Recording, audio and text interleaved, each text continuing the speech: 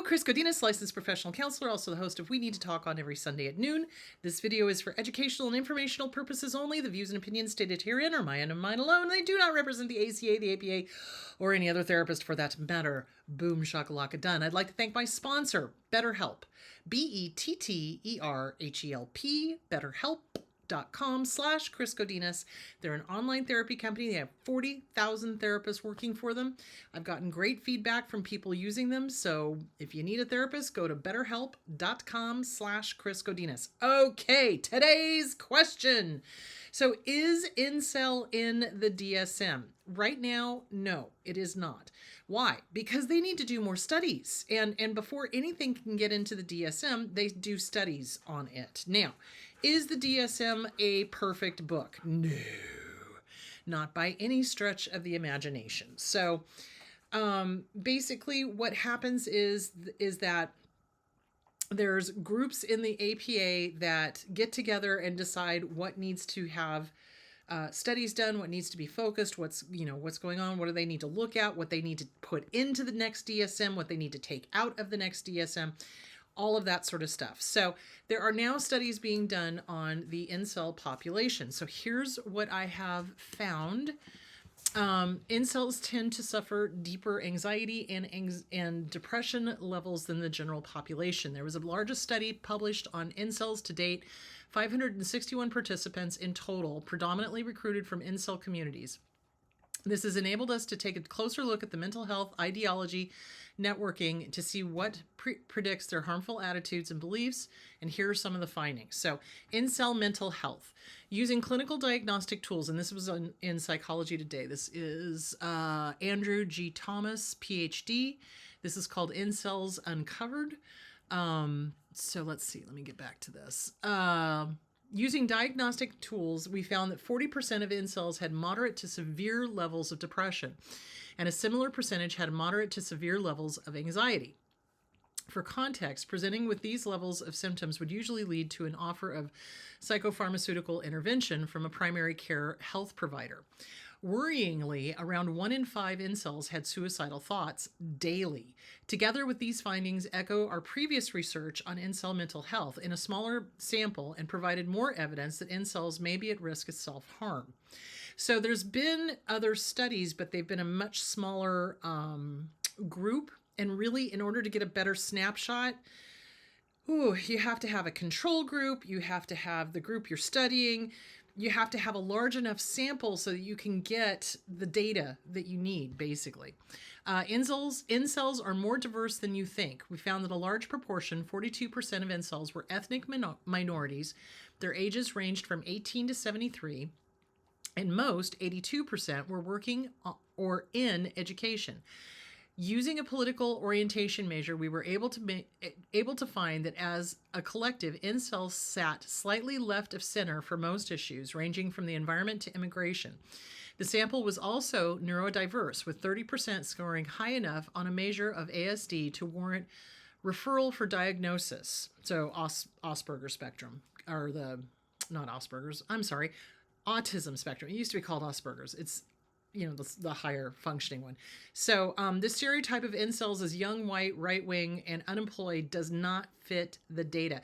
So one of the things that has happened is that some high-profile violent cases, the defense attorney went for, this is why my client blew up. They're incel and this is what caused them to do what they did. And the reality is that they're not part of that group. People were like, no, they're not in our group. They're not, we don't know this person, that kind of thing. So I think there's been a media, what's the word I'm looking for? A media smear campaign, kind of. And there needs to be more research done. So in order for incel to get into the DSM-5, there needs to be a whole lot more research, and there needs to be interventions that can help effectively improve the lifestyle or the life. You know what I'm saying? Ideology is somewhat consistent. When we asked incels about some common beliefs put forward on incel forums, that most women desire only a small minority of highly successful men, for example, we found around 2/3 personally agree with them. A similar proportion of participants agreed that incel ideology exists, showing that there is some wiggle room. There is no hymn sheet from which all incels sing. Another thing was clear, though, that incels generally saw feminists as their main enemy, rating them as 4.35 on average on a scale of 1 to 5, 1 being not at all an enemy and 5 being very much so. Incels communicate almost exclusively online and rarely one-to-one. In the first study to look at how incels network, we asked them what platforms they use to interact with one another and how often they use them and in what capacity. Incels generally stuck to 1 or 2 methods of networking and was predominantly using anonymous or pseudonyms in social media and forums. There was a very small number who regularly met in person or communicated one-to-one with others via phones or phone calls. These figures were reassuring for some of those who worry that incels represent a wider physical threat to society. While there has been a small number of high-profile incel-linked acts of violence, this style of anonymous, disorganized communication isn't reminiscent of the kind used by groups who seek to do collective harm to others, such as coordinated acts of terrorism. So that's what I was saying. There's been some small, but in one case in particular, and I can't remember, I think it was, where was it? It was upstate New York or Canada or something. But the defense attorney went for the whole incel thing, and it turned out, no, that was not the case. The phenomena cuts across cultural boundaries.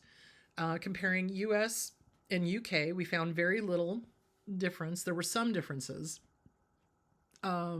The UK incels were slightly less ethnically diverse, slightly better educated, for example, but this was small by statistical standards. The biggest contributors to incel harm. Most of the important insights gathered from the study were potential pathways to reduce incel harmful beliefs and attitudes, such as hostile sexism and justification of violence. Using the range of variables in our study, we were able to look at the unique contribution of mental health, ideology, and networking to the risk of harm. Pause for a moment. If you had to guess the strongest predictor of incel harm, mental health, ideology, or networking, which one would you pick?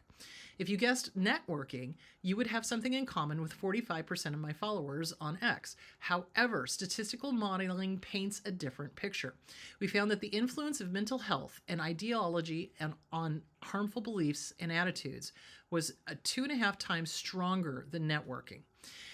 We also found that mental health and ideology shared a potential bidirectional relationship, with poor mental health causing greater buy-in to ideology and vice versa.